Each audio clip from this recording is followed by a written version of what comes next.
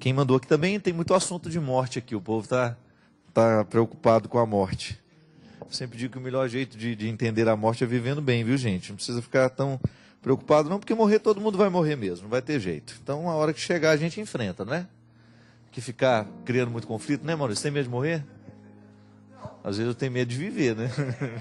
O medo de viver é mais complicado que o medo de morrer.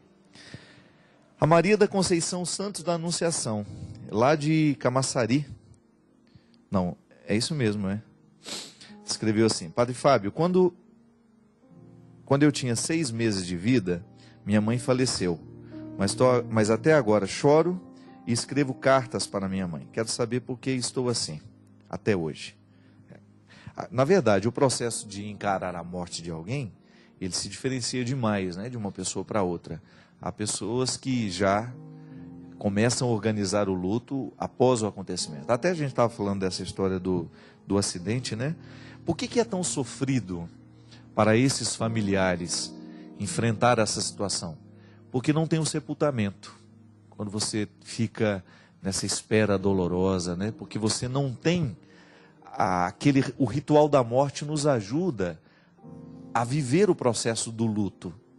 Por isso que é importante. Muitas vezes, eu lembro quando a gente era criança, né, e morria algum parente da gente, e não deixavam as crianças olharem o morto, né? Mas até isso é importante. É preciso a gente ter o contato com essa realidade dura e crua, para que a gente possa começar a organizar o processo do luto. Porque perder não é fácil. Ver o outro ir embora da nossa vida não é fácil. Neste caso do acidente do avião, eles não têm essa concretização da morte, né? Recebe uma notícia, mas aquilo fica eternamente na cabeça, porque não houve o processo do sepultamento, do adeus, aquela coisa que é tão natural no processo humano. Eu particularmente não gosto, não. Eu acho que é muito doloroso aquilo, né? O velório é uma coisa extremamente desgastante para a família, mas ele é muito necessário para muita gente. Como se trata de uma morte, tinha 6 meses de vida, né? Quando a mãe faleceu, e é possível que ela, é claro que ela não tem nem recordação da mãe com 6 meses de idade, só uma memória afetiva, né? Mas não tem essa coisa de lembrar-se da mãe, de estar com ela. Pode ser que isso é um processo de falta ainda mais agudo, que precisa ser tratado com psicólogo. Às vezes o trauma na criança pela ausência da mãe, e o interessante é que sente saudade de uma pessoa que não conheceu, né? É a pior de todas as ausências, porque uma coisa é você chorar sobre uma fotografia, sobre uma pessoa que você experimentou ao longo da sua vida. Outra coisa é você chorar sobre uma ausência que você não tenha causa. Eu sinto falta da minha mãe, mas nunca tive mãe. Isso é muito comum em pessoas que são abandonadas, em pessoas que são sozinhas. Elas têm uma ausência muito grande dentro de si, mas ela não tem a morfologia do que ausentou, né? Ela não tem a forma daquilo que foi ausente. E é nesse caso aqui um processo muito parecido, porque aos 6 meses de idade uma criança perde a mãe e depois passa a vida toda escrevendo cartas para essa mãe que ela nunca viu. Isso é alguma coisa, isso é um processo muito diferenciado, porque o que ela sente saudade, ela não viveu, ela não experimentou. Talvez ela sinta saudade daquilo que ela vê na casa do outro, né? Ela vê alguém que tem mãe, que tem cuidados, que tem carinho, então ela identifica que na vida ela não teve isso. E muitas vezes a carta é um jeito de extravasar essa ausência, essa orfandade, né? Esse desejo de ter o outro presente na vida, e não tem. Muitas vezes uma boa terapia nos ajuda, minha gente. Eu acho que quando o processo da perda é muito doloroso, a gente precisa sim buscar ajuda.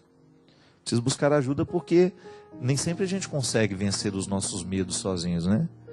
E eu tenho visto e tenho passado pela minha vida tantas pessoas que enfrentam esse duro processo de perder. Todo mundo perde, mas na vida de algumas pessoas essa perda é ainda mais trágica.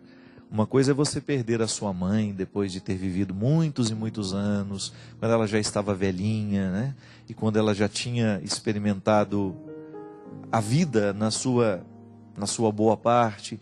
Então é diferente você se despedir de uma pessoa que adoeceu, que foi vivendo o processo de morrer naturalmente, do que você ter uma pessoa igual aquele rapaz do acidente, né? Que perdeu os pais, que estavam indo fazer uma viagem de férias. Isso é muito doloroso. retirar de maneira muito dramática na vida de alguém. Uma coisa é você ir vivendo o processo da doença do outro e você ir acostumando. É você construir dentro de você a ausência depois. Mesmo assim ainda é doloroso, mas é pior quando você tem essa ruptura abrupta. Quando a pessoa saiu, está bem, fechou a porta e de repente você recebe a notícia que ela não existe mais. Então sempre que nós passamos por essas situações, é preciso que a gente busque ajuda. E às vezes a gente não consegue superar sozinho. É preciso a gente viver um processo terapêutico que nos ajude a recolocar as coisas no lugar.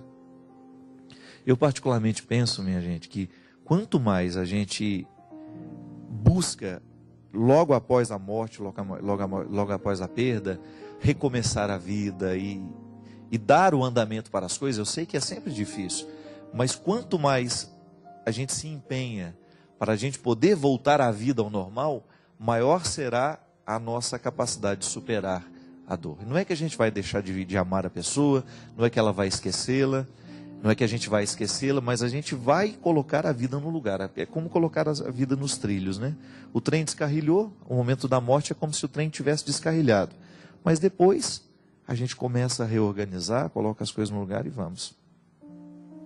Outro dia eu tive a oportunidade de conversar lá em Curitiba com uma senhora que perdeu o filho na noite do Réveillon, lá em Punta del Este. Ele foi passar o Réveillon com os amigos e ele foi atropelado.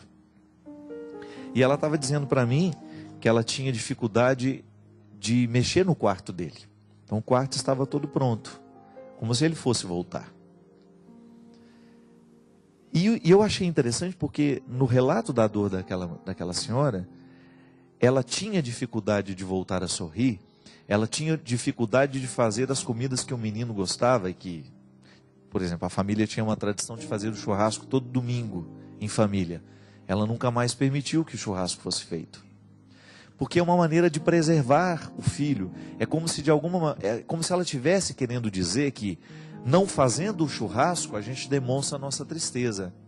É como se a alegria do reencontro pudesse ser uma afronta à morte do filho. Porque isso é um jeito que a gente tem de resguardar a pessoa, né? É como se nós disséssemos para nós mesmos: eu nunca mais vou ser feliz em honra a você. Eu vou preservar a sua memória assim, mantendo a minha tristeza. Isso é muito injusto, né? Porque eu tenho certeza que se o outro tivesse o poder de nos dizer alguma coisa, porque eu não acredito nisso, pode ser que você acredite, eu não. Se eu tivesse o poder de me comunicar com os mortos, o que eu iria escutar de uma pessoa que me ama e que me vê sofrendo? Eu só posso imaginar que aquela pessoa vai me dizer: Fábio, vá viver, né? Se eu pudesse escutar minha irmã, por exemplo. A minha irmã que morreu tão jovem, era tão cheia de vida. Se eu tivesse a oportunidade de ouvir alguma coisa dela no momento daquela tragédia toda, que nós estávamos todos dilacerados pela dor, eu tenho certeza que a minha irmã ia falar assim: Fábio, vai lá, vai viver a sua vida, vai ser feliz, vai cuidar da minha mãe, por mim. Porque se ela estivesse aqui, ela faria o mesmo. Mas quando a gente tenta preservar a memória do outro sofrendo, a gente se engana duplamente, né? Porque a gente acha que se eu sofro a ausência do outro e não encaminho a minha vida para uma solução, eu estou sendo fiel àquele que morreu. Não, gente, é o contrário. A gente precisa compreender que a ausência do outro tem que nos iluminar e nos revelar para aquilo que a gente pode fazer de bom hoje, para aquilo que a gente pode viver. E lá no caso daquela senhora, ela não mexeu mais no quarto do filho. Então ela tentou preservar o filho, mas tentou preservar de um jeito errado. Com todo respeito à dor que ela sente, né? E eu disse isso para ela: a senhora aos poucos vai ter que ter coragem de abrir aquele guarda-roupa, vai ter que ter coragem de tocar naquelas roupas, vai ter que ter coragem de doá-las. Guardar o guarda-roupa do seu filho intacto não traz ele de volta, mas é um jeito mórbido de você continuar sofrendo. Eu me lembro, né, que um dos momentos mais dolorosos da morte da minha irmã para minha mãe, claro, ver a filha chegar morta de um acidente é muito triste, né? Mas eu lembro que alguns dias depois, a minha irmã morava em Belo Horizonte, a minha mãe precisou ir a Belo Horizonte, abrir o apartamento onde ela morava e mexer nas coisas dela. Minha irmã tinha viajado, não sabia que não iria voltar, e de repente alguém teve que ir lá. dar um jeito nas coisas, desocupar o apartamento, pegar as roupas, pegar as coisas, os pertences dela. Agora você imagina, uma mulher, a minha mãe, eu me lembro direitinho, ela olhou para todos nós, ela disse assim: alguém vai comigo? E nós não tivemos coragem de ir. E ela foi.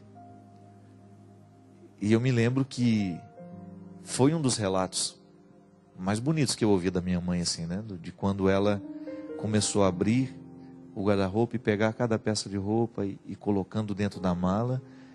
E depois chegar na minha casa com aquelas malas, com aquelas coisas. Ela encontrou uns bilhetes da minha irmã, sabe? Pregado na geladeira, assim. Coisa de quem não sabe que não vai voltar, né? E o quanto que isso deve ter sido agudo para minha mãe. O quanto que isso deve ter sido doloroso, né? Mas a minha mãe superou. Superou porque ela fez a coisa na hora certa, né? Você já imaginou se esse apartamento estivesse preservado até hoje? Se a gente ainda estivesse com esse peso dentro do coração, a gente tem que ir lá retirar as coisas da Heloísa. Se a gente tivesse continuado adiando esse momento, como é que a gente iria fazer? A dor perdura, né? Diferente do processo de você sofrer tudo o que tem que sofrer e começar a viver o processo da ressurreição. Então eu vou lá, enfrento a situação, mas aí de alguma maneira eu começo a cicatrizar a ferida. Não posso colocar só um band-aidzinho sobre uma ferida que está infeccionada. Eu tenho que curar a infecção. E muitas vezes, se eu mantenho o ambiente do morto intacto, eu acabo colocando um band-aid sobre uma ferida infeccionada. Esse quarto pode voltar a ter vida, não é? Eu não posso fazer daquele quarto lugar assombrado da minha vida, da minha casa. Eu não estou dizendo de assombração de espírito, não. Eu estou dizendo do significado triste que ele passa a ter para casa. Porque ele contagia todo mundo. Às vezes a mãe, na tentativa de resguardar a memória do filho, ela acaba prejudicando a família inteira. Por não ser capaz de organizar o luto que ela está vivendo, ela deixa de amar os filhos que estão ali. Por quê? Ela acaba se prendendo demais à dor que sente. E não olha para os filhos que ficaram, não olha para o marido que ficou, não olha para o pai dela que ela ainda tem. Então, ao não resolver o luto do filho, ela acaba esparramando o sofrimento para a casa toda. E isso é muito desastroso. Porque aí a gente continua morrendo, né? A gente não supera, né? E às vezes esse momento de luta e de dor, ele é muito importante que a gente olhe para ele assim. Eu não tenho como trazer meu filho de volta, mas então eu vou fazer o mínimo que eu posso fazer hoje. E tem que ser um pouquinho cada dia, gente. A gente também não pode se violentar.